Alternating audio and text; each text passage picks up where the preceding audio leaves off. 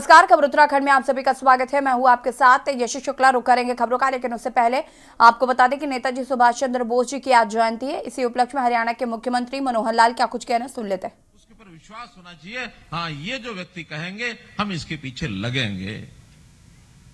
उसी में से दोनों अलग धाराओं में विषय शुरू हुआ, जिनको उस समय कहा गया कि एक गरम दल है, एक नरम दल है। गरम दल यानी किसी भी प्रकार के आंदोलन में, चाहे लड़ाई लड़ करके, संघर्ष करके हमें अपने दुश्मन को पराजित करना हो तो उसके लिए तैयार रहना चाहिए। इसी में से हमारे नेताजी सुभाष चंद्र बोस ने आजाद हिंद फौज बनाई। यानी एक व्यक्ति 50,000 लोगों की एक फौज बना लेते हैं आईएनए के नाम पर।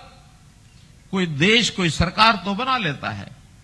एक व्यक्ति के आह्वान पर घर घर से नौजवान निकले, और हम सौभाग्यशाली हैं कि ये क्षेत्र, जिसको उस समय तो हरियाणा शायद नहीं कहा जाता था, लेकिन अपना ये जो आज का हरियाणा भी अगर समझे तो इसमें से भी हजारों युवक उनकी आजाद हिंद फौज में, आईएनए में भर्ती हुए। उनको कोई पैसा भी नहीं मिलता था, उनको गुजारा करने के लिए साधन भी नहीं मिलता था। घर परिवार छोड़ करके देश की आजादी के दीवाने उनकी फौज में शामिल हो गए। मरेंगे मारेंगे, देश को आजाद जरूर कराएंगे, ये उनका लोगों का। और दूसरा दल, जिसको नरम दल के नाम से कहा गया, देश में असहयोग आंदोलन करो, सरकार का सहयोग करने की कोई जरूरत नहीं, और बिगुल बजाया अंग्रेज की सरकार के खिलाफ नेता बने महात्मा गांधी जी। महात्मा गांधी जी ने यात्राएं निकाली और उसके अंदर सारी जनता को साथ लगाया। कितना बड़ा आंदोलन खड़ा किया। एक बात की शायद जानकारी आप लोगों को होगी कि नहीं होगी, महात्मा गांधी जी को राष्ट्रपिता की संज्ञा देने वाले सबसे पहले कौन थे? सुभाष चंद्र बोस थे। सुभाष चंद्र बोस ने कहा महात्मा गांधी जी को राष्ट्रपिता का दर्जा मिलना चाहिए। दोनों पैरेलल चले। दोनों की ताकत ने अंग्रेज की सरकार की चूल्हे हिला दी, उन शासन की। अंग्रेज ऐसे ही अपने आप नहीं चला गया, अंग्रेज को मजबूरी से इस देश को छोड़ना पड़ा। तो इस देश को जो छोड़ा है, उस नाते से ये जो आजादी का तराना गांव गांव में, गली गली में नेताजी के आह्वान के ऊपर जो शुरू हुआ, उसमें आज के इस समय में हम उनको शत शत नमन करते हैं, उनको अपनी श्रद्धांजलि देते हैं। नेताजी सुभाष जी को हम याद कर रहे हैं। अभी बहुत दूर नहीं, एक ही दिन पीछे हम चले जाएं कल के दिन के इतिहास में। कल का दिन 22 जनवरी 2024, ये भी इतिहास का एक दिन बन गया है। सारा देश राममय हो गया। मन मन में राम, तन तन में राम, घट घट में राम, घर घर में राम, सब जगह सारे देश में राम ही राम थे कल दिन में।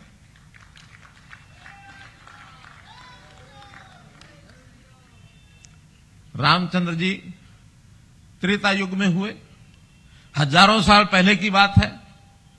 सुभाष चंद्र जी बोस 100 साल 128 साल पहले जन्मे। लगभग 100 साल पहले ही उनके सारे कामों का प्रताप यहां हुआ था। पूरा कालखंड अगर हम जोड़ सकते हैं तो एक महापुरुषों की लड़ी ये भी बीच में बनी है। हर समय में महापुरुष देश में आते रहे हैं। चाहे उसमें भगवान कृष्ण की बात लेते हैं, चाहे हम उसमें गुरुओं की, दशम गुरुओं की बात लेते हैं, चाहे उसमें छत्रपति शिवाजी की बात हम करते हैं, चाहे हम धन्ना भगत जी की बात करते हैं, चाहे उसमें महर्षि कश्यप की हम बात करते हैं।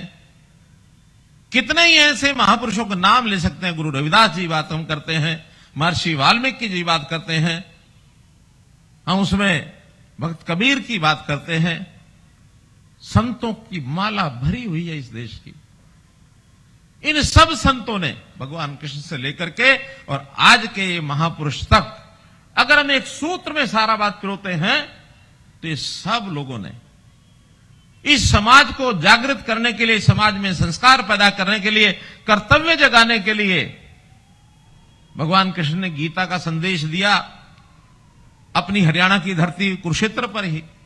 जीवन क्या है, जीवन को कैसे जीना चाहिए, आज का जैसे हमारा संविधान लिखा गया, बाबा साहब अम्बेडकर ने संविधान लिखा, वैसा ही संविधान मान करके चलते हैं।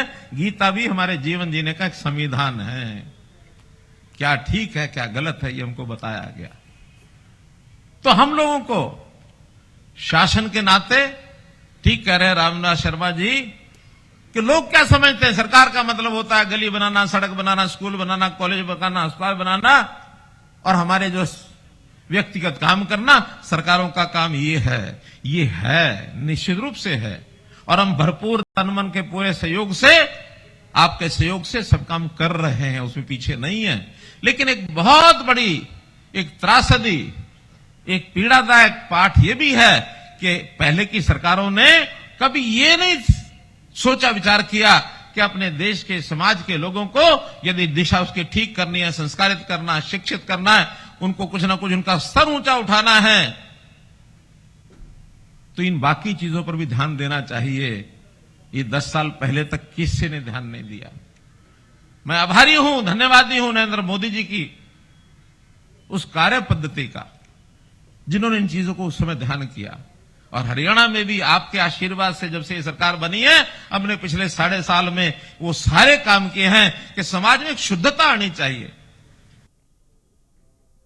और रोहतक से ये सी तस्वीरें आप देख रहे थे, जहां पर हरियाणा के मुख्यमंत्री मनोहर लाल ने सभा को संबोधित किया और उन्होंने कहा कि किस तरीके से नरेंद्र मोदी के नेतृत्व में कहीं ना कहीं लगातार विकास की ओर हम अग्रसर हैं और लगातार हरियाणा में भी विकास किए जा रहे हैं।